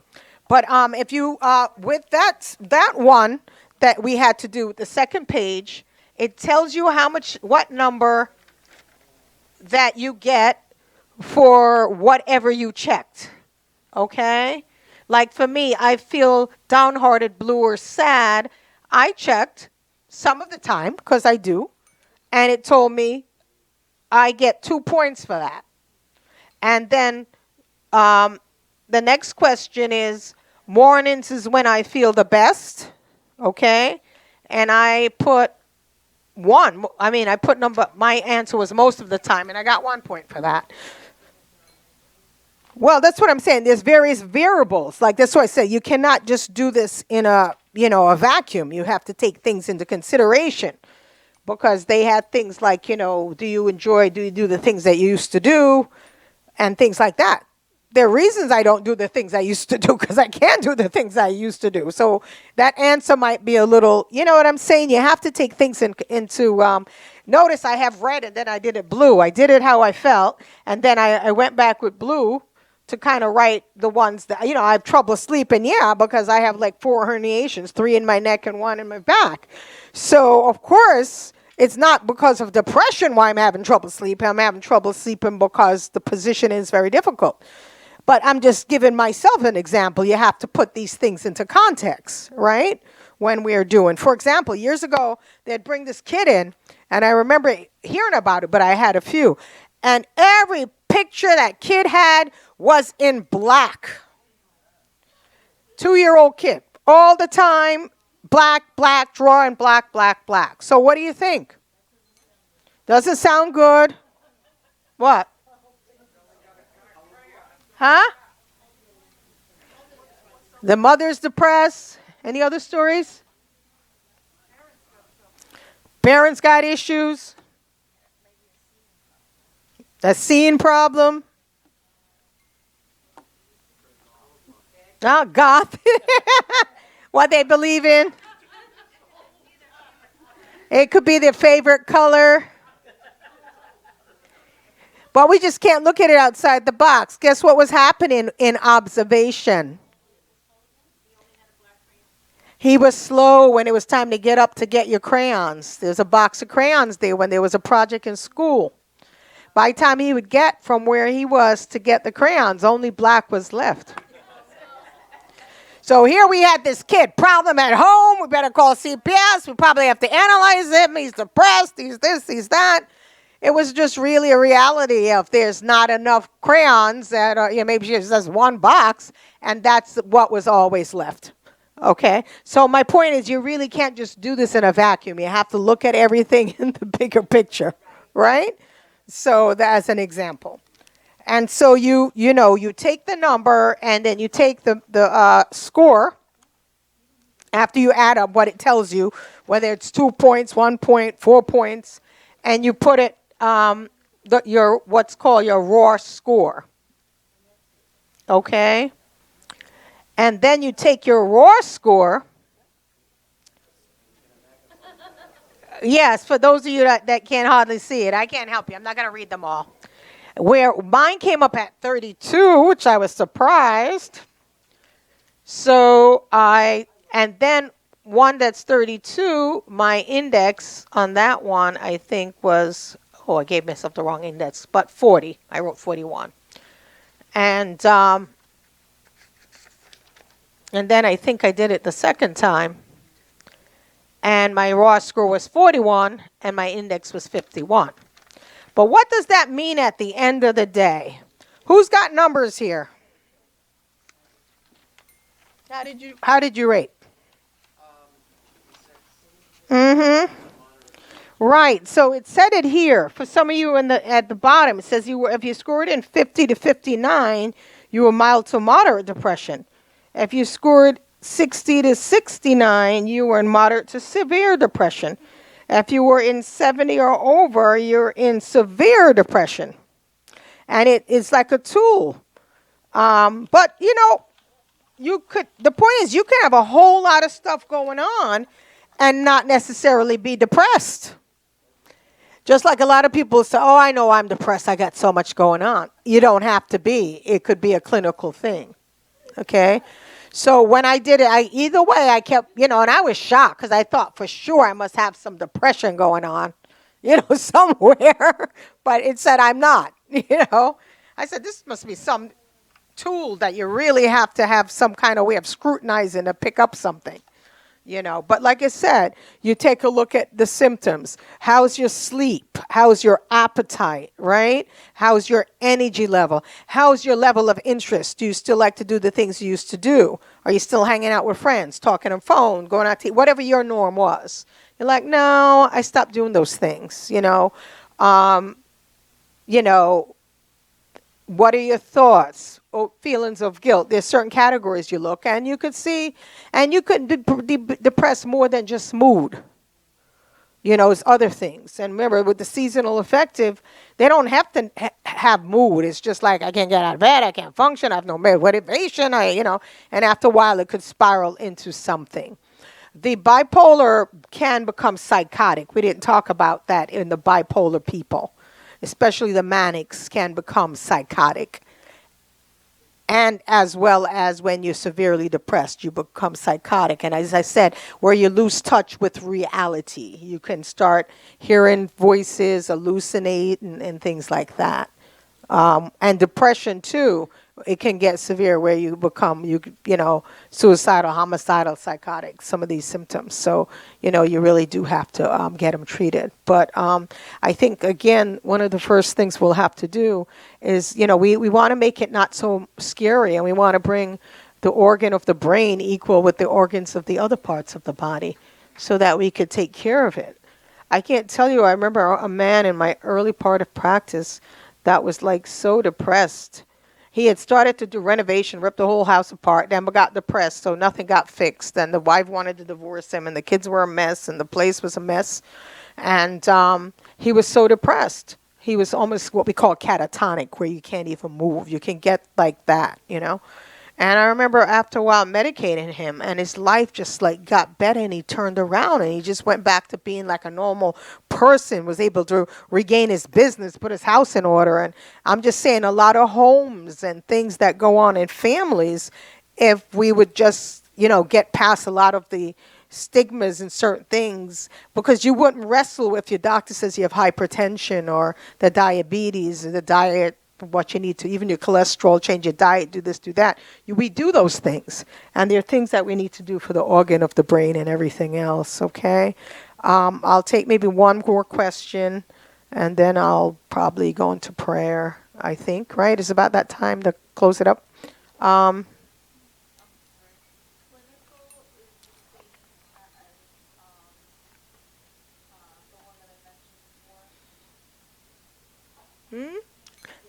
Clinical is the same as? Well, yeah, a major depressive disorder is a clinical disorder. And the adjustment disorder is clinical too. Everything I covered are a clinical diagnosis, which means it's a medical problem. Though we may say psychological and mental health, psychiatry, it is medical sickness. It is a problem. A problem with an imbalancement going on in your body. We don't know if maybe because of what you're going through, you use the more serotonin or something. There's a depletion. So when we give you the medications, it's helping. Most of these medications, you're not getting like serotonin. It just, we make serotonin. We make these things in our brains and we store them. And these medications are like gatekeepers that will say, okay, don't store as much, leave more in their system for themselves to utilize. And it gives you the sense of, well-being. That some of the medications work more with gate mechanisms. They're not necessarily like giving you the stuff, but just helping your body to come back to a sense of balance. And so everything I covered is a clinical situation. Okay? You're welcome. I think you had your hand up.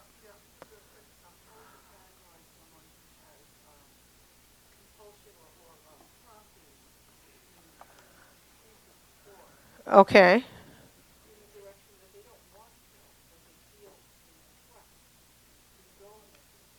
Well, intrusive thoughts are also, we would put under the area of maybe having delusions or hallucinations or psychosis, where you're having thought impressions. Could actually be where you're hearing things, or you don't have to always hear, just how your brain happens to be operating. And again, these conditions, if they progress, they can happen. But people can have these things like that without any depression as well. It's a very vast field. And again, children manifest a little bit differently with maybe more irritability, anger, things like that. Teenagers, just not motivated, won't go out and get that job, won't do this, won't do that. They could be in depression, not just being a bratty, lazy teenager. There could be something going on. They don't necessarily manifest always the same way, so that's also important. In the body, mind, spirit concept, the body is an organ. Just like we have to eat, we have to put food into our mouth. We talked about even some of the pancreas, the medical things. That's the body. So when the medication comes in, it's working with your physical body. Okay? So now what we call the soul, or we would say your emotional realm, is really where the therapy comes in. Your way of thinking, your thought process, where you get educated. You hear cognitive behavioral, where, we teach you certain things and you change your behavior, and there's all sorts. But that's what we call in the soulish realm, okay? How your emotions come out of your brain. So I went through the body. Medication affects the body.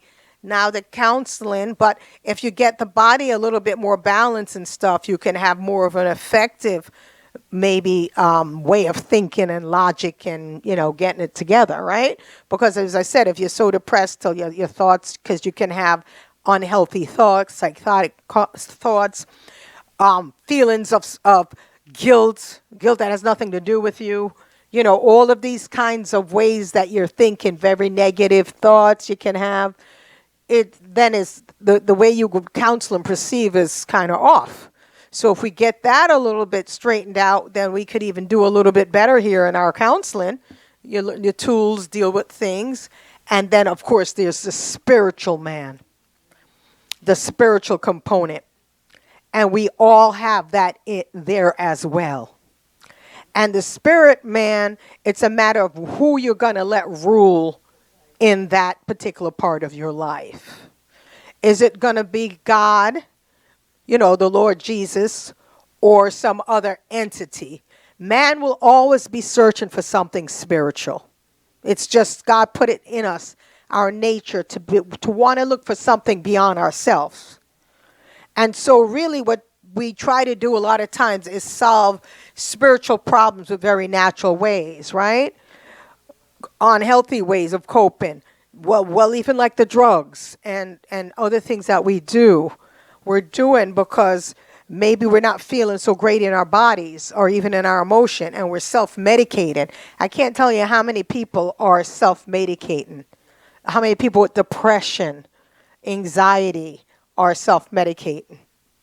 That means taking medication, street stuff, anything, alcohol, smoking pot, whatever you want, to begin food, addictions, over exercise and all the stuff to try to fix yourself. But it doesn't fix yourself. It might just short-term give you a little calming or something. Well, obsessive compulsive, that's anxiety. Remember, I covered that for those of you that was here before. And that's just obsessive compulsive behavior, the behavior you do to get rid of the anxiety that you feel. That's a little different. But I'm just saying that, so now here's a part of you that was designed to hold spirituality, and you're trying to put everything else in there, and it doesn't quite work. Because for every one of us, we're going to come to the ends of ourself. We have to come to realize there is a being or a power greater than ourselves, of a surrendering, of we're flawed. Even on our best day, we can't. And it's a surrendering to a power. Now, I remember when I got saved, when I was like 20, 21, I didn't know if Jesus was my answer. They said, come up. You need Jesus in your life. If you're empty, you're broken, you're going through something, come and receive this Jesus in your life. I didn't know if Jesus was my answer, but I knew where I was. I was empty. I was broken. I was successful. I did everything as you should, but I still always felt empty. I didn't have a big testimony that I was a drug addict. I wasn't. I was a disco queen back in the day because that was my era, But, that was my thing. If someone said, hey, you got to serve the Lord and give up clubbing and go to the disco, forget it. It wasn't going to happen because I just couldn't see that happening. But I said if you're empty and you're searching and you're broken, Jesus loves you. There is God that sent his only son to die for you. And he wants to come and live in that place in your heart, to fill that area, that vacuum, so that you would always have his presence. You would walk with him. He'll talk with you. He'll guide you. You'll never be alone. You don't have to do it, on your own. And if this is you, come up and receive prayer. So I went up and received prayer. I don't know if Jesus is what I need, but I needed something. But as I began to pray, it didn't happen overnight. But in a few days, I noticed that, as a matter of fact, I was a little annoyed because I didn't feel change at the moment I went for prayer. But as the days went on, it's like my eyes were open. I was in the club dancing and looking at people and saying, what am I doing talking to this guy? And my eyes just like, what am I going to do? Say you're dancing for the rest of my life? And people just look differently. And the things I used to do, I just started to not want to do. And I just formed. And then I just felt more of a drawing of the Lord and the Spirit to my heart. And he began to direct me and guide me and change me. So what I'm really saying is, you might be in a position tonight. You never heard that God loves you. You never heard that Jesus loves you. You never heard that God sent him himself took on the form of man as a son. It sounds really complicated. And he came and died and took on every sin that you would commit, the universe, everybody's committed, his love, because he so loves us. And you've heard about the fall of Adam and Eve and how their disobedience came on all of us. We don't even have to do anything wrong for this emptiness, for this to come on us. And by one man, Jesus Christ, coming to earth, walking through everything, not committing sin, allowed himself to be the sacrificial lamb, to die upon the cross for us, that he died and then he rose again, and he's forever with God, and he is God. And if you would believe on him, confess in your heart and believe on him, you would be saved. Well, what am I being saved from? Well, I'm being saved from a life of where when I die, I will go down to a place called Shiloh or hell, where I will be stuck in a worse situation than I am for the rest of eternity. And I don't have to go there because he paid the price that no one has to go there. He's like your ticket. I mean, I was like Disco Queen popular. I could take a whole bunch of friends with me. If I walked in, I could be like, they're with me, and I would get in. And that's what like Jesus is, you know? You got his card, you're like, I'm with him, and you're in. And you're just like in with the Lord, you know, you're in with that card, and you can be with God, and you could just talk to God and be with God. It was like that. That's what it is. It gets you into like a family, and you could talk to God directly about things, and he could all like talk to you, and you get it. It's like you're alive in the spirit now. That part that you couldn't really, it was like just dead and empty. You really, and you're not like having hallucinations and stuff. You're really, you know, sensing this direction and this presence, and he would reveal himself to you. And so, as like I said, took this prayer, he came in and he proved himself that he's real. You know what I'm saying? The Bible says no one could come unless the Spirit draw. He's got to draw you. I didn't have the understanding, but I knew I needed something. Is it Jesus? I don't know. But I came to prayer. I came to say, okay, Lord, if you're real, come in my heart. Be my Lord. Be my Savior. Forgive me for everything that I've done that has not been pleasing to you. And come into my heart. Guide me. Direct me. From this point on, I am yours and you are mine. We will go it together. And that's that. And from that day, when I was probably in 1984 till now, I don't have to walk alone. Doesn't mean I don't go through things, but I don't have to walk alone. I don't have to put it all on my shoulders. He can carry some of the stuff, you know. I need to give him like all the stuff, but he can carry, you know, the weight of things. And let him come in your heart and heal. There's some places when I do a lot of work with people, I pray. I pray in my groups. I pray in the office. I pray for people. If they believe, they don't believe, it doesn't matter to me. I'll pray with you. And because some things you need God's intervention. I mean, when you got some people with some past, some heavy stuff, you could be in therapy till Jesus come. That stuff is some real heavy stuff. You've got to be able to mix spirit and prayer to God to remove that, lift it, break it, transform that, relieve that burden and that yoke of heaviness off people. And they'll accept prayer, especially in the time of brokenness. Someone died and said, you want me to pray for you? Oh, absolutely, you know.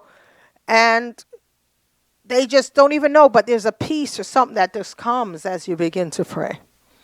So if there's anyone here today, hallelujah, under the sound of my voice or in video world, I don't know if we're still being recorded. Amen. That want to receive Jesus Christ as your Lord and Savior. Because you need to be complete. You need to have the spiritual man come alive, that vacuum that's there, and come alive and say yes to the Spirit and begin to guide you in things so that your spirit, man, it's so powerful because once you receive Jesus as your Lord and Savior, you become righteous, you become whole, you become everything that he is, you become a part of him, you become a part of God and God's universe, and they begin to transform you.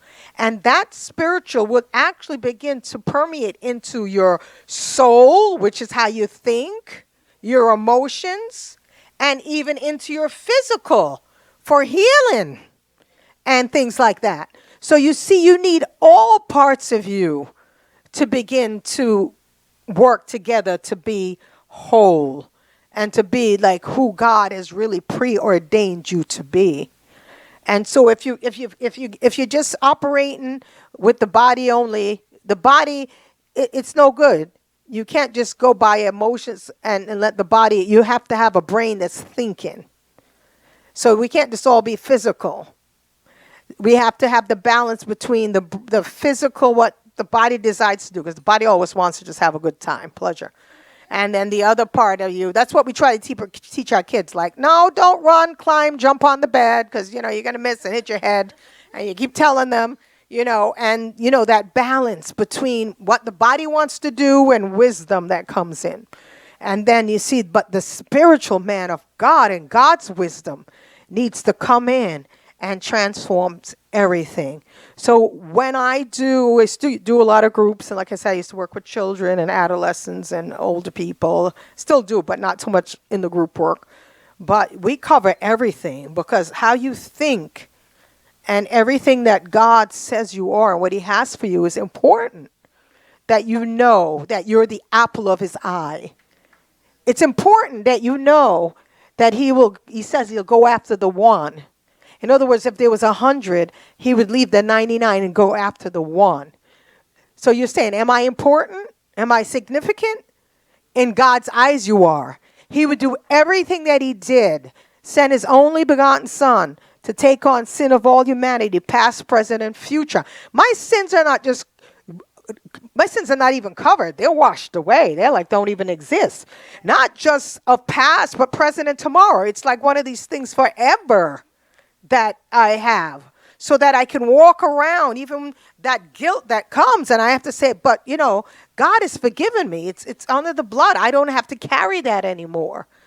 That's the part where the emotional of how I think. And if you're a believer, you got to renew this every day, because every day you got things telling you something negative, and then you got to try to straighten it all out. But you don't have to do it alone.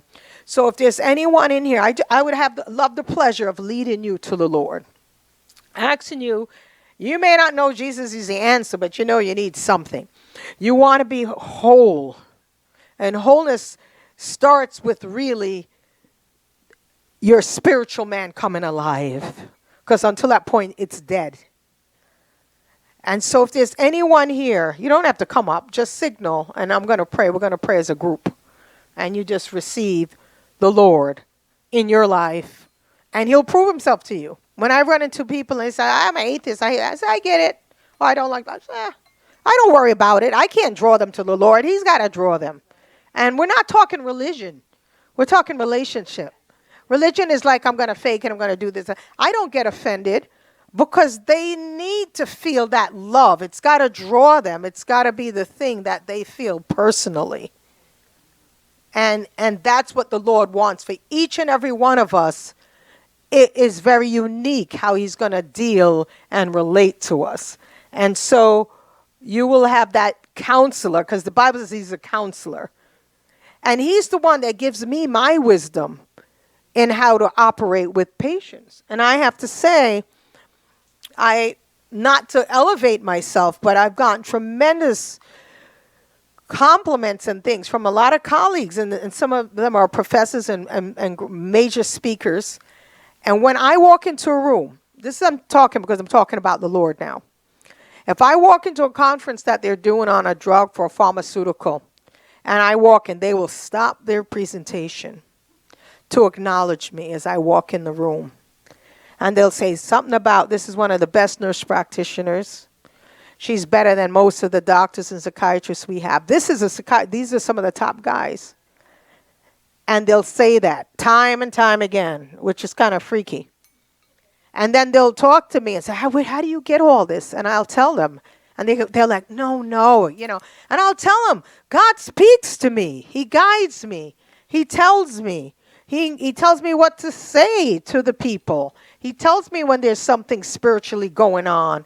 He guides me. Of course, a lot of them are not believers, so I don't think they think I'm crazy, but they think I'm keeping some secrets. There must be some, big studying that I'm doing or something, But a lot of it is how the Lord really directs me with people. That you can have the balance, and you could either pick up on and the sense to be able to pick up on spiritually. I also operate in the gifts of prophecy and interpretation. And why is that important is because when I come before people that are broken, God will want me to speak life and things into them. And sometimes he'll do things that I could never know. And he'll tell me words of knowledge and information, for some of you that believe in that. And I'll be able to tell them something when I'm praying, and it'll freak them out because I can't know that. And he'll guide me. I remember years ago when I worked in the ICU, there was a doctor there, he's a surgeon, and he felt God had given him a gift where he can see in your body and he could see things. So sometimes his professors would say, how do you know this? And he would sometimes say, well, I see that. And then he had to stop and not use words, I think. But he almost had the gift to see when things weren't right. Sounds freaky, but he was a tremendous surgeon because he somehow would know. And the others wouldn't be able to know till they send them for a CAT scan, an MRI, and all this. But he could know where there would be a leak or broken or something because he just had the gift, like the Lord will tell him what's going on. You know, these are supernatural things. All right, one last thing I'm going to say. I'm going to talk about the spiritual world. If you're in a room and you were really happy and you walk into a room, that's my phone, don't worry about it. You walk into a room and everybody in that room is depressed and arguing and down. What do you think happens to you when you stay in that room 5, 10, 15, 20 minutes? Huh? All of a sudden, it's like that energy, whatever. You come out and you're like, oh, you're miserable. That's the spiritual world. They have done research where they would have a room like this and they'll have 2 toddlers and they're playing nicely and doing their own thing and having a good time. And then they'll bring somebody over in that corner, a man or woman, and they're just arguing. All of a sudden, you'll see that little boy take up the car and like maybe bang that little girl in the head with it. And then they'll be pulling and crying, and the kids just start reacting to it in the room. I don't even know those people. But they just start, and next thing, crying, and before they were playing nicely, because we are affected, right? Why do you move to where you move to? You try to move to a neighborhood because you want to live a certain place and you don't want to live in another particular place because you don't want that what? Surrounding to affect you or your kids, right? When you see them with certain people, you're like, don't hang out with so-and-so. Why? Because you see what's going on with so-and-so and you feel it will influence them. And so what I'm saying is even we don't move into certain communities because we know that if we live there, that community would affect. So, you try to move into a certain place. Long Island, we worry about what? School districts, kids. Why? Because I want to be in that district so my kids can get that education, right? We're mindful of our surroundings and what we're around. And the spiritual world is very real as well. There are things that are going on in the spirit realm. And if you're in tune or you're gifted or whatever, you can know some of these things and operate in some of these things. When you have people that do like the tarot readings and all these kinds of things that I'm totally not into, but believe it or not, they have giftings, but they don't know how to use their giftings for the Lord. But they do have giftings of knowing and discernment and this and that, but they're just kind of operating with their different master at that point. Yeah. So I'm just saying that, God gives gifts and callings and stuff, So again, it's been a pleasure. You're welcome. Okay.